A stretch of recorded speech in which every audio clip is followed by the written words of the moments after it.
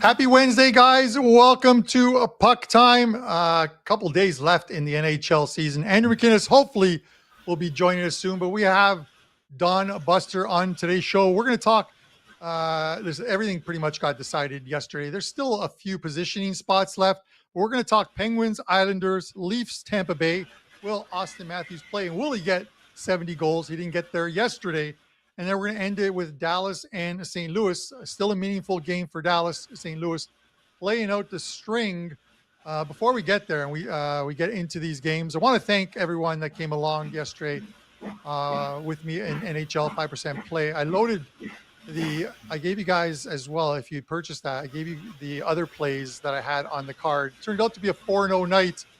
Matthew's shot total gets there. The LA Kings in regulation gets there, in the Columbus, man. That was some pond hockey last night. Over 6 flew over the total. So I'm happy for clients. It wasn't a great start to the year. It wasn't even a good start to the year, but it's been a very good 2024, and I'm looking forward to the playoffs.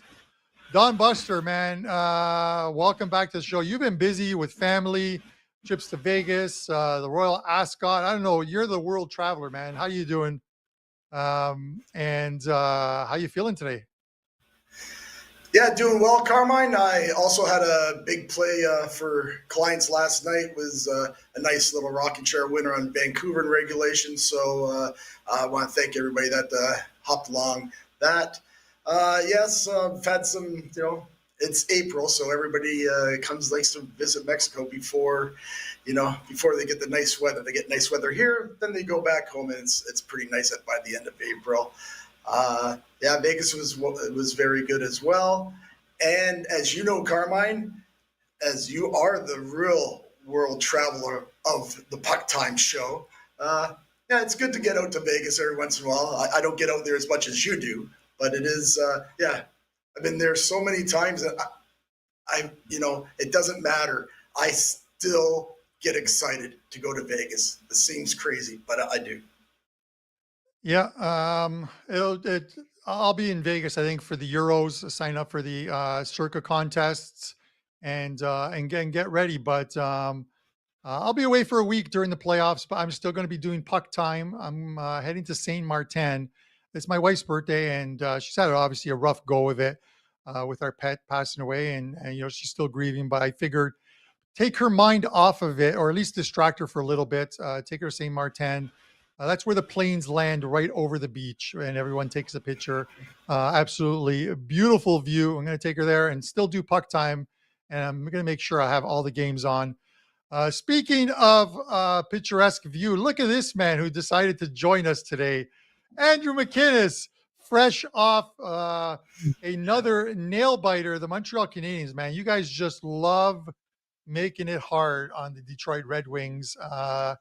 But you coughed up that third period lead. It ends in overtime, but it wouldn't have made a difference anyways. The Washington Capitals, congratulations to all Cap fans, even that Washington Commanders guy. I'm not going to even say what his real screen name is. It's Wash Commanders. That's what I'm going to rename the guy. His Capitals got their empty net goal with Andrew. I live bet that with 5 minutes left. They were giving you pretty much even money on Washington. And I'm like, they're going to pull their goalie. Do the books know that Philadelphia is going to pull their goalie with, 3, 4, maybe even 5 minutes left?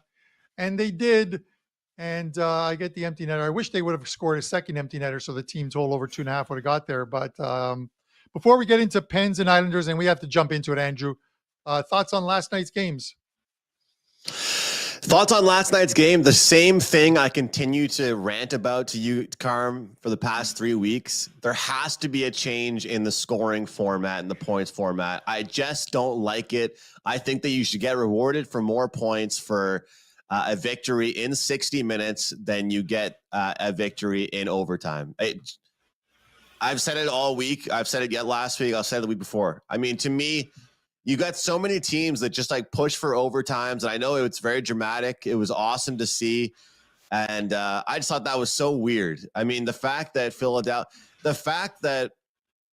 certain teams got eliminated from the playoffs because a team that was tied 1-1 with their opponent had to pull their goalie. Doesn't that seem a little bit weird, guys, to you? Seems kind of weird to me, but I guess it's all part of the fun. It's all part of the playoff Andrew, race. I will say this. I will say this to the end of the earth, or the end of when my time comes, is that you should never reward a team for failure. The CFL, Canadian Football League, God love them, but you miss a field goal, and as long as they'll run it out of the end zone, you get a point. You're rewarding a team for missing something that they're supposed to do. The NHL, you lose in overtime, you lose the game. You don't get any points. Plain and simple. Eliminate that rule, because teams play to get into the, especially because now that wagering, betting has become a part of the game.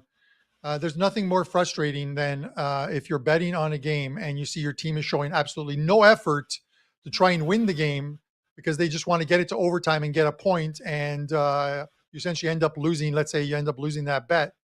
You're rewarding people for failure. It just doesn't work that way. But with that said, Andrew, let's talk about this first game, because there's still some talking points on this Pens and Islanders game. Well, there certainly are. And it's funny because, we've got teams that obviously, are not happy to be missing the playoffs, like the Pittsburgh Penguins, right? So the motivation factor is there. You got a team that is going to be still pushing, a team that's still, I think, going to fight until the very last game here. But taking a look at the odds, we're seeing them favored, minus 135 total as expected at the 6 mark here in this one, Carm. And, you've talked about this with a few teams being in playoff mode for not just, the last couple games, for about a month now. That's been the case for both these teams, but especially the Pittsburgh Penguins. Every game has been a must-win game. And of course, yesterday getting the job done, but it's still not enough for them. They're favorites here in this one. Do you feel like, despite not being in the playoffs, that they still come out and get the job done? They're favorited for a reason here, Carm, because I do. I think that you have a team that's kind of locked in here. They're in the postseason versus a team that's going to be so frustrated. They might take all their anger out in this game. Yeah, it's I'm looking at similar to that, but a little different as well too. So I'm gonna. Everyone loves to bet closer to game time. This is one of the ones where I don't think, if you're gonna bet this game and you're taking the Islanders, wait closer to game time. You're gonna get a much better price. But if you want the Penguins, you got to bet them now. And here's the reason for it. There is talk from last night and even this morning that the Islanders are going to be resting some players. It's a meaningless game for them. They have Carolina up in the first round of the playoffs, and they're likely going to sit at least a couple of their stars and manage the minutes for the other guys. So you're not going to get the best lineup out there for the Islanders. This game, in the last 30 minutes or so, there's been Pittsburgh money coming in. So I think once the morning skate is done, and whether it's an optional skate or not, and the lineups become a little clearer, you're going to find out that if there's guys out of the lineup for the Islanders, this line could hit 145, could even hit 150 for Pittsburgh, depending on the amount of players that are being held out of the lineup for tonight's game, because you still have to suit up players for the Islanders. Look at Pittsburgh, and they were dead and buried. But 11 games, they've gone 8-1-2. They made a run. It was a little too late. They didn't get in. And to be honest with you, of the teams that were vying for a playoff spot and the team that made it in, Pittsburgh was better than any of them. I think they would have given the New York Rangers a better run in the first round of the playoffs. Washington extended their season by 4 more games, 5 max maybe. They are not going to upset the New York Rangers. You can clip that one. It's not going to happen. I'm looking at the Pens first period here. Over those 11 games, or over the last 10 games, they've only trailed in the first period twice. They've gone 4-2-4, 4 wins, 2 losses, 4 pushes on the money line. Money line's 125. It's lower than the game line, which is going to go higher. the first period puck lines normally, first period money lines normally don't get adjusted the same way the full game line does. I'm going to take the Pens. It's looking like it's Nedeljkovic and Sorokin in goal. And the fact that they're starting Sorokin in goal almost makes me think, and I'm just going to pronounce his name wrong again so that guy can get pissed off at me again and have a shot. Varlamov is going to likely start in game one. We shall see whether it's him or not. But give me the Pens, minus 125, money line first period. Don Buster, where are you going here? Yeah, Carmine, it's always tough when you have teams like the Penguins that really played hard and just didn't get there. Right now, especially now, Washington's wrapped that up. The game basically means nothing, as you guys have been saying. Although the Islanders are at home, the last home game in the regular season for the home fans, so there's always something in that. But again, how many guys are actually going to be playing? I even think, even on the Pittsburgh side, even though a lot of Pittsburgh money has come in, as you said, it was 130, and now you're saying it's 135.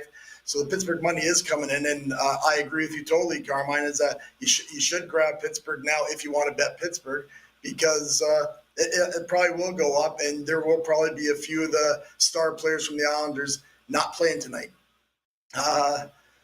Again, so for me to actually pick a side here, I really don't want any part of it.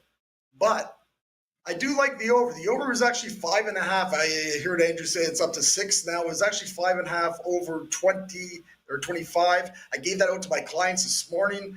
I just think this could be an all-out pond hockey game, kind of similar to what we saw with Carolina Columbus last night.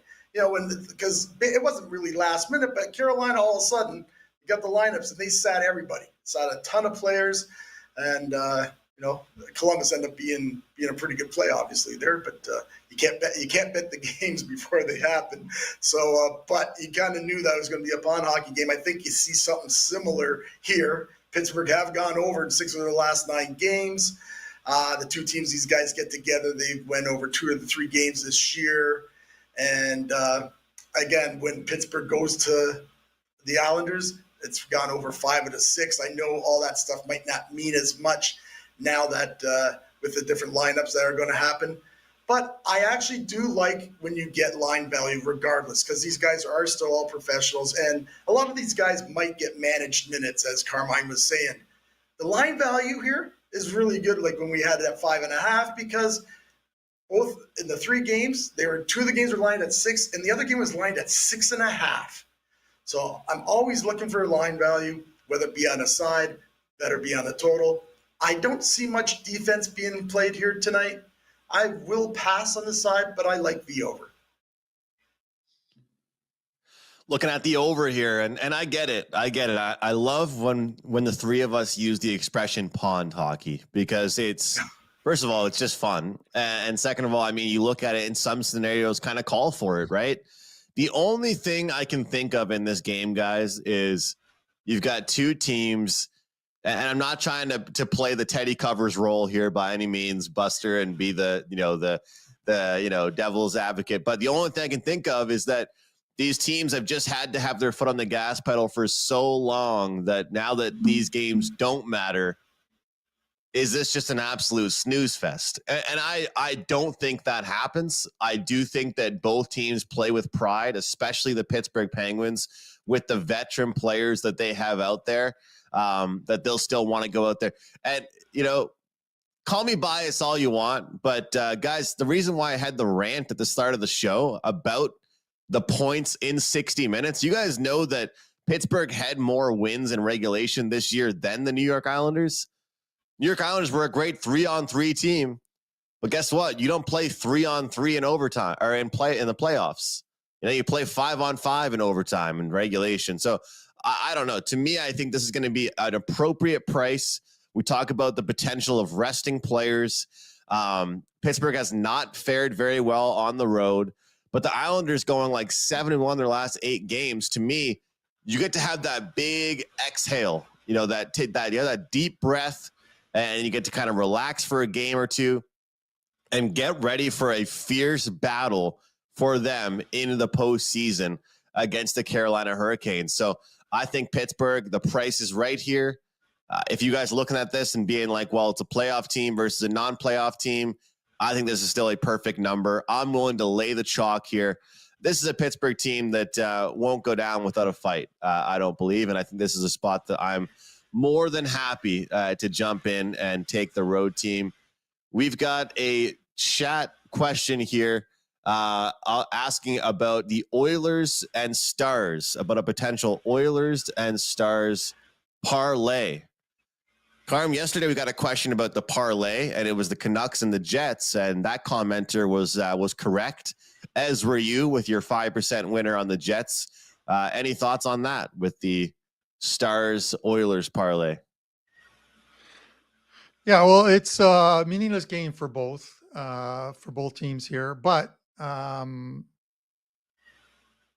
the weird thing here is I don't want to take the Oilers, Andrew. And here's the fact: my thought process is going to get there in a second on this one, so I may be a little slower. Maybe the guy who commented in the video that said you need to get to the games a lot faster, too much chit chat. So I'm going to think for about 30 seconds in between everything that I say. But my thought process is that it's a meaningless game for the Oilers. I don't know what they're going to do as far as managing minutes for the team, but this very well could be the last game the Coyotes play in Arizona.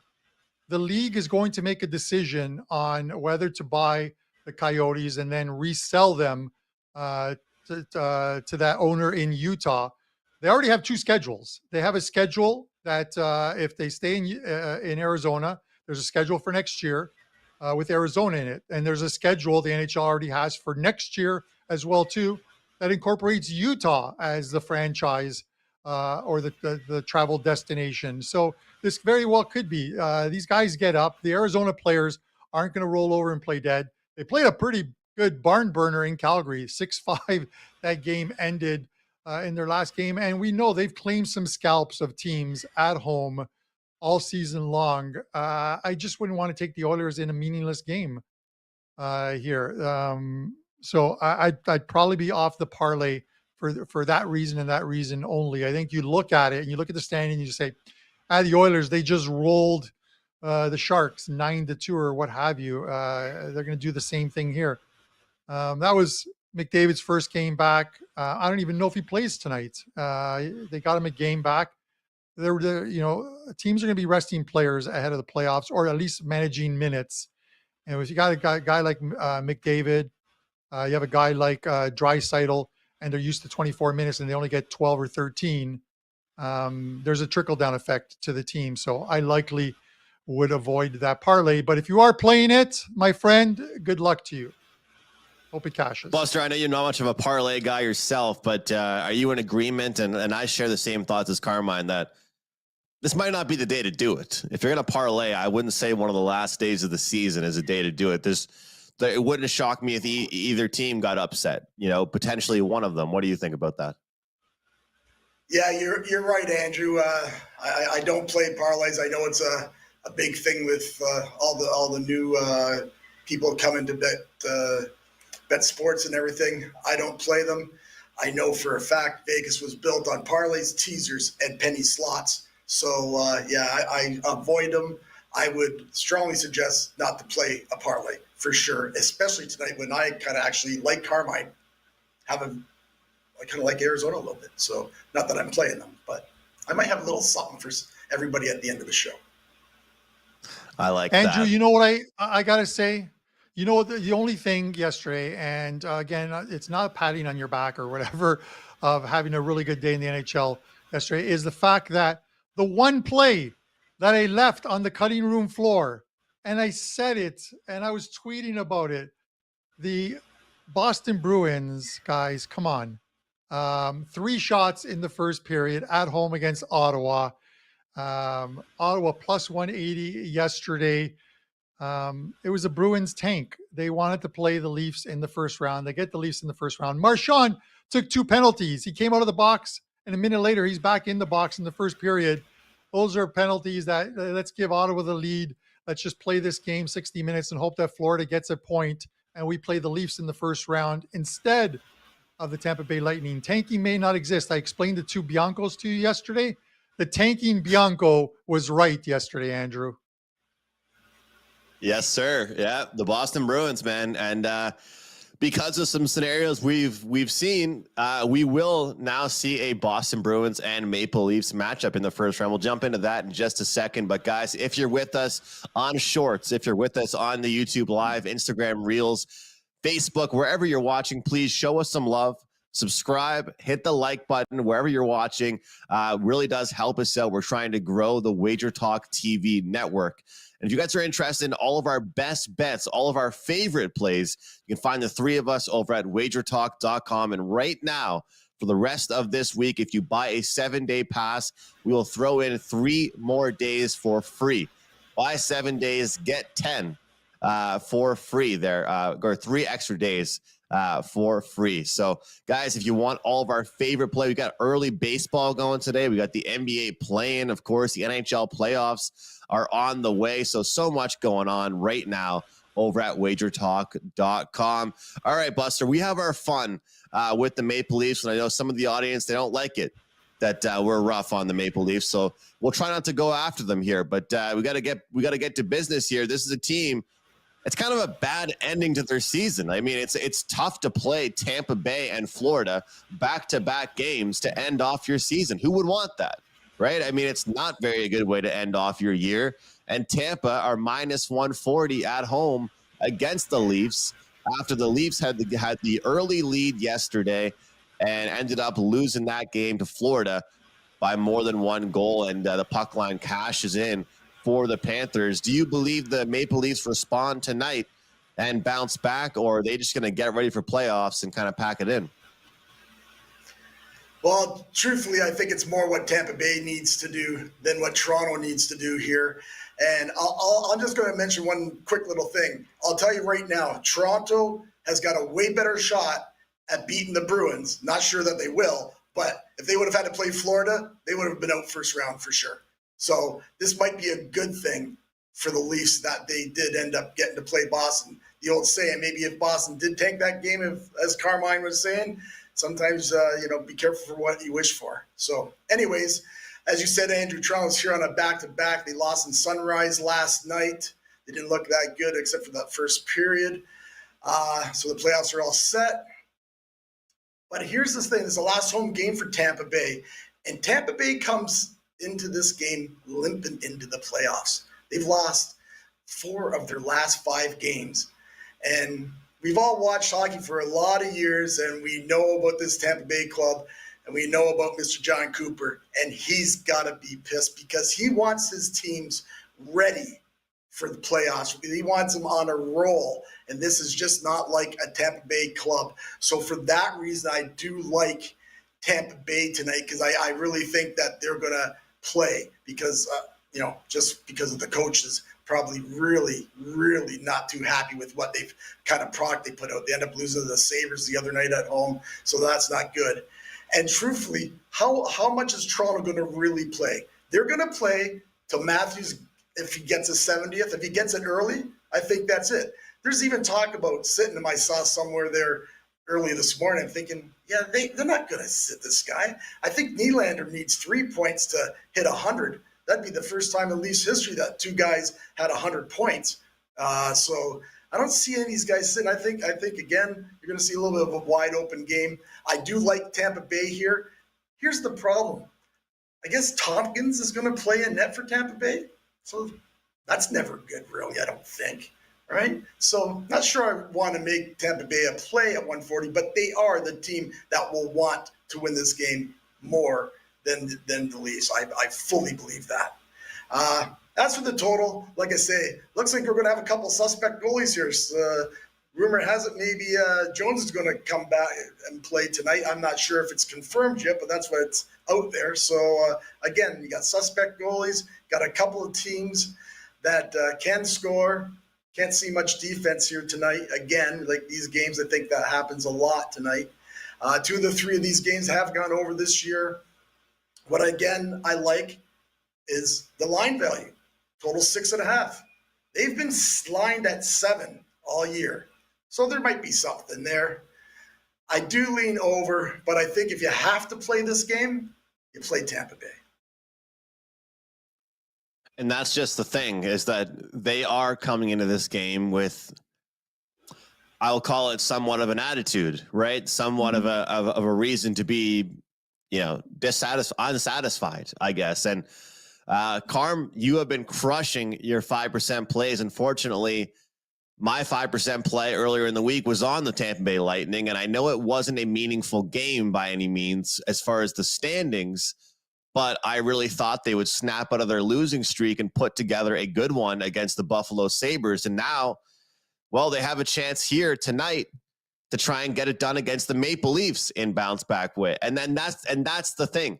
That's the reason for me why I actually like the under in this game here, guys. I really do believe that we actually see a defensive game. The thing is, I believe the offense will turn up for the Tampa Bay Lightning. The defense didn't look all that impressive. The forwards back checking didn't look all that impressive.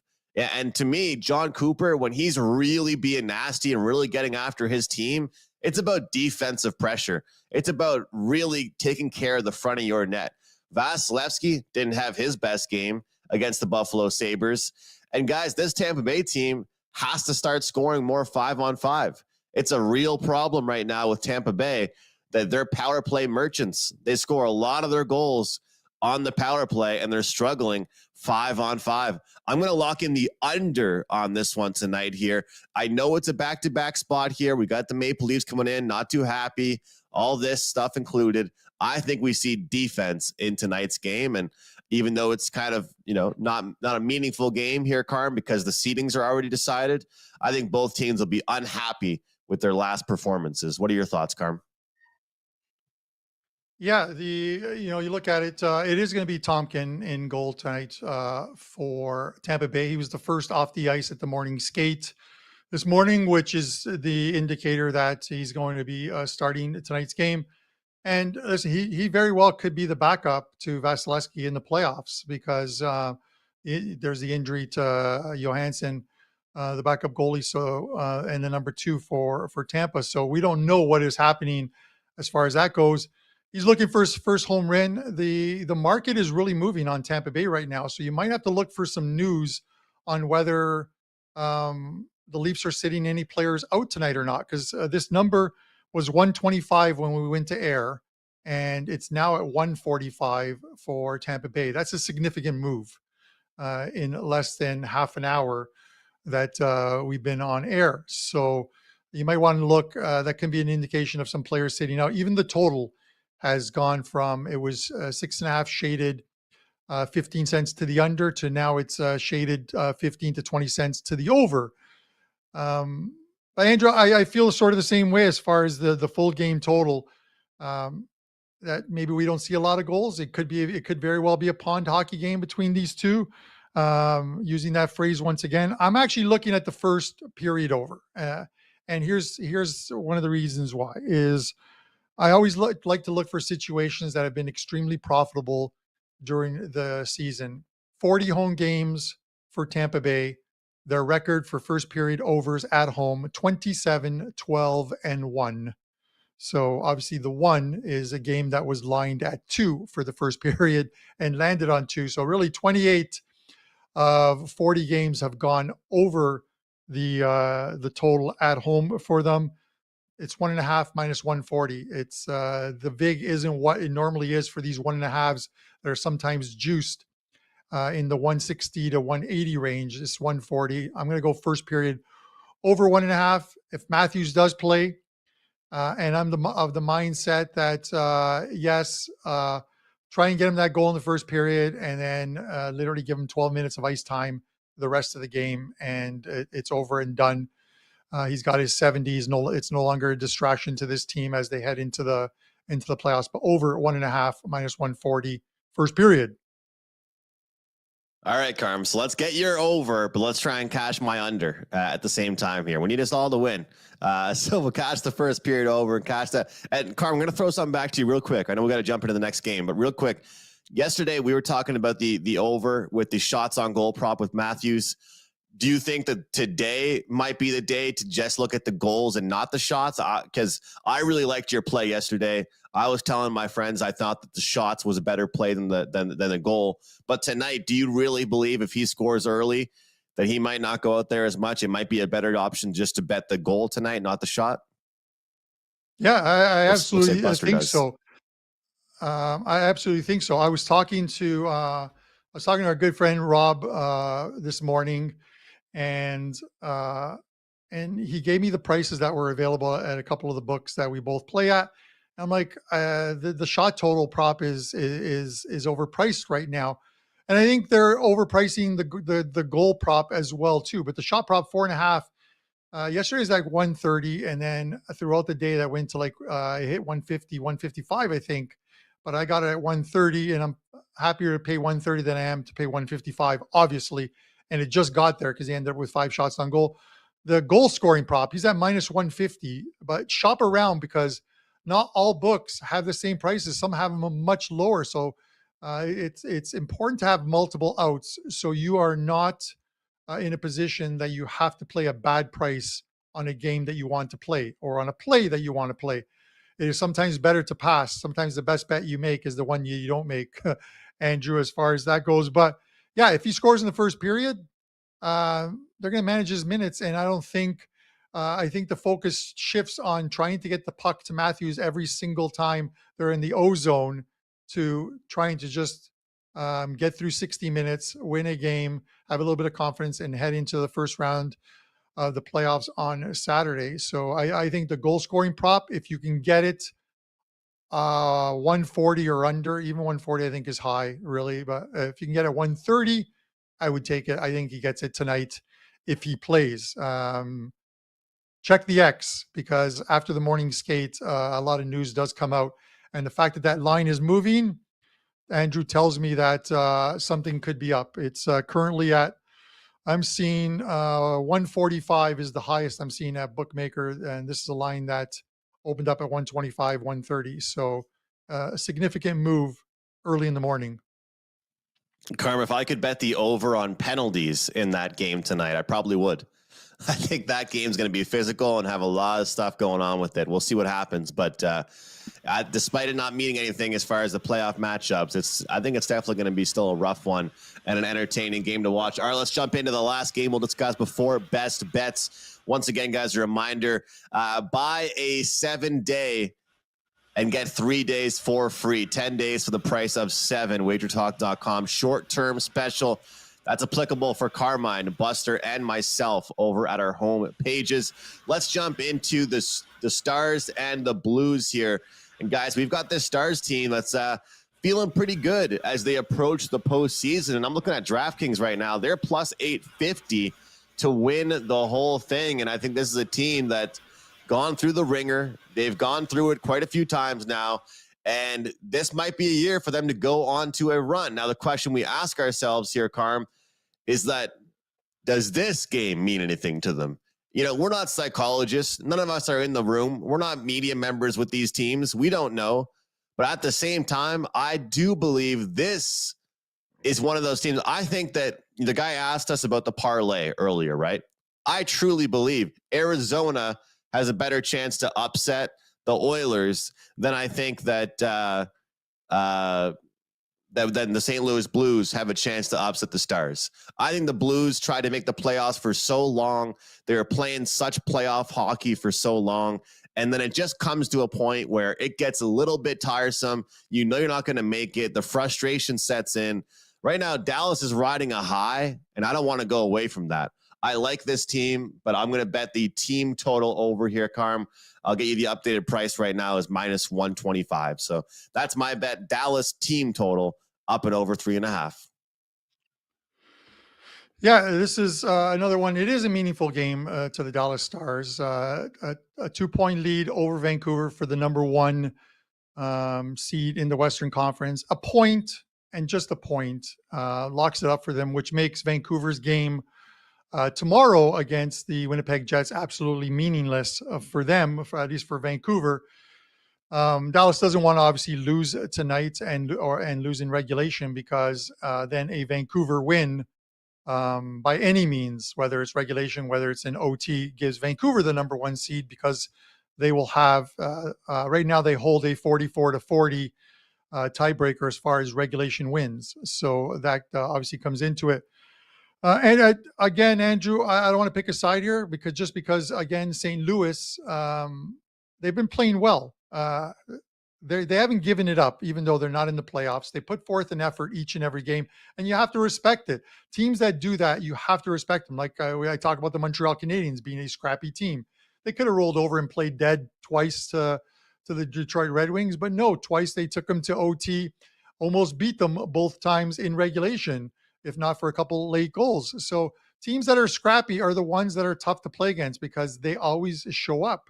Even though it's the last game, you can easily take the train of thought that St. Louis last game of the season, they're ready to play some golf. They would love nothing better than to beat a team who's a rival as well too, and cost them a position. I'm looking at something different. I said I'm always going to look for angles that are profitable. So the first period over in this game is minus 140 as well too, minus 1.5. The Blues on the road this season, 40 games, 27 and 13 to the over in the first period. The Stars just as or almost as profitable, 26 and 14, 24 and 16 at home with first period overs. Two profitable angles coming together in a game that St. Louis is going to come to play. And the Stars, by the same token, are a team that have had some high scoring games at home. They need this win. I think we see at least a couple goals in the first period. And 20 minutes, you put a check mark on it if it comes in, and you go watch some Netflix. Those are my thoughts. Buster, where are you going with this one? Yeah, Carmine. Well, I kind of tend to disagree with you a bit about what's going to happen with St. Louis. They are a pesky team. I'm more so what Andrew was saying. They made that huge run, and they just didn't get there. Here's the problem, like you said. First, Dallas does need to win. They need to get at least a point here because if they lose, like you said, Vancouver wins tomorrow, they actually get first place. And you know it's important to these Dallas Stars to make sure that they do win the West in the regular season. So it's very important to them. Here's what I believe is a really shitty thing for St. Louis here. Now, they've just played their last home game on Sunday. So basically, they already probably had a couple of rounds of golf on Tuesday, right? They're just saying they got to travel 3 days. In 3 days, they had to wait to play this game that means nothing to them. That's a tough ask. It's a real tough ask against a team that at the game means something. And actually, they've been sitting there waiting since Saturday, so they even have an extra day's rest. So I really like Dallas here. I can't lay the 225 or 230 that they are, but I already gave them out to my clients. My best bet tonight is Dallas in regulation. So don't go buy that bet at the site because that's my best bet tonight. I really think Dallas beats these guys maybe 4-1, 5-2 kind of thing. Again, for the over, I do lean a little bit over because Dallas has had that big streak of overs at home. And I really just believe that St. Louis is just going to come out. Who even knows how many guys are going to play? Like they may have a lot of guys that don't play at the end.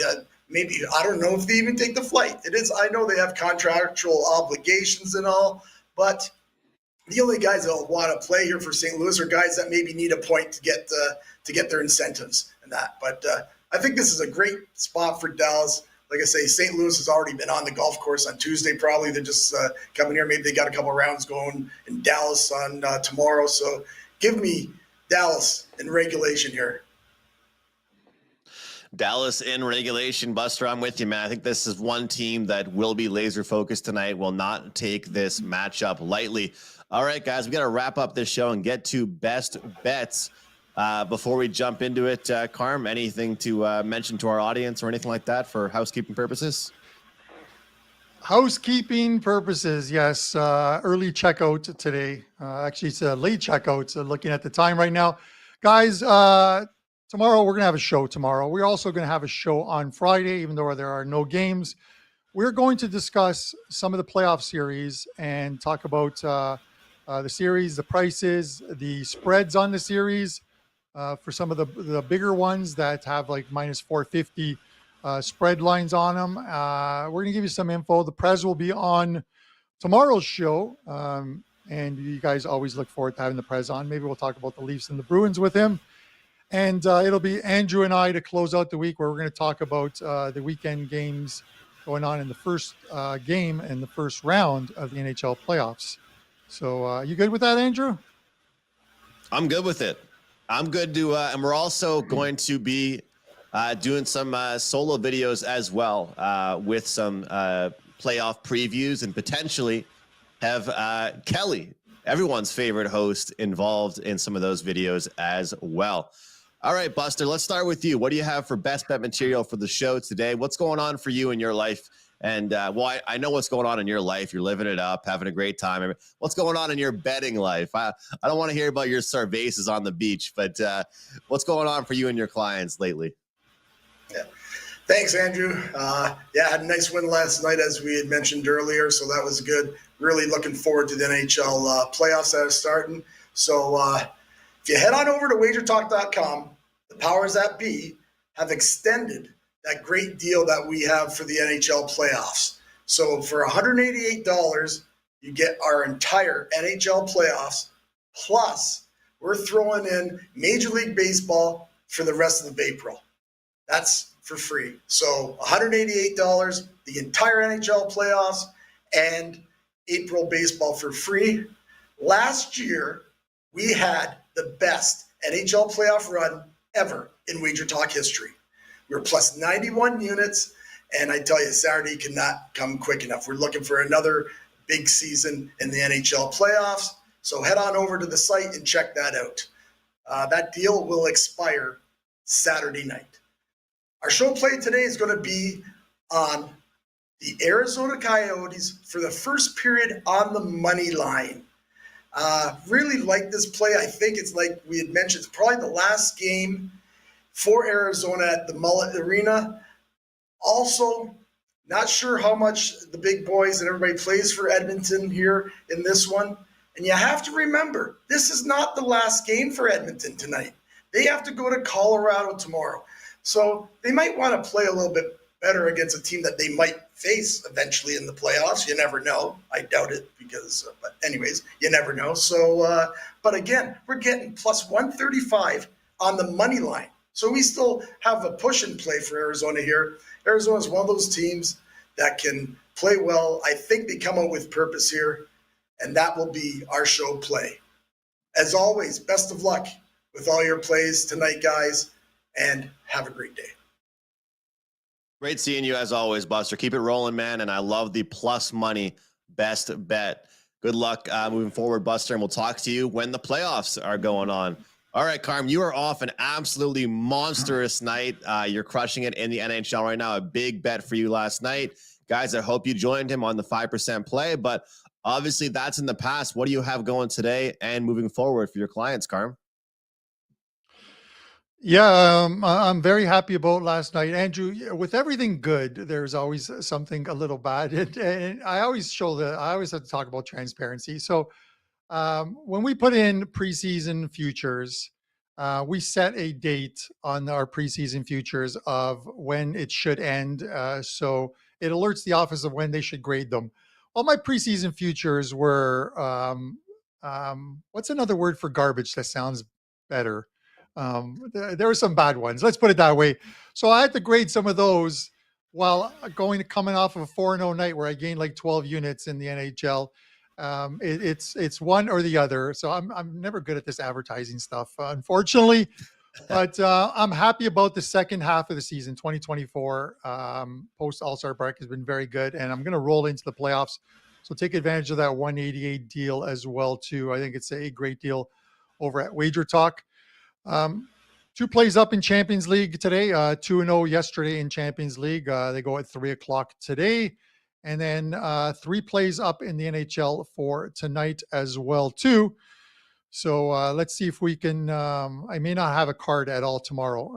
I don't like the games at all. So let's see if we can end this on a good note. My free play, guys, I'm going to go back to that St. Louis and Dallas first period over. I just like the 2 trends that have been profitable all season long for these teams, which is overs for St. Louis on the road in the first period, going 27-13, and 24-16 for the Dallas Stars at home this season on the first period over. First period over 1.5 minus 140 is your show best bet. Guys, we thank you guys for tuning in. Please hit that like button. If you haven't subscribed to the channel, subscribe to the channel. Drop a comment in the comment section below when this video is posted and let us know who your best bet is. And of course, who you think is going to win the Stanley Cup. I want to hear from you guys, and maybe we'll discuss some of your comments on tomorrow's show. I'm curious as well. I want to hear it, guys. Let us know who you think will take it all this season. It was a 4-1 night for me last night, cashing a ticket in 3 different sports, in the NBA, in the NHL, and a best bet in the MLB. We'll try and do the same tonight, guys. But I really do recommend that package deal. You can see at the bottom of the screen, get 10 days of plays for the price of 7. It's a great deal.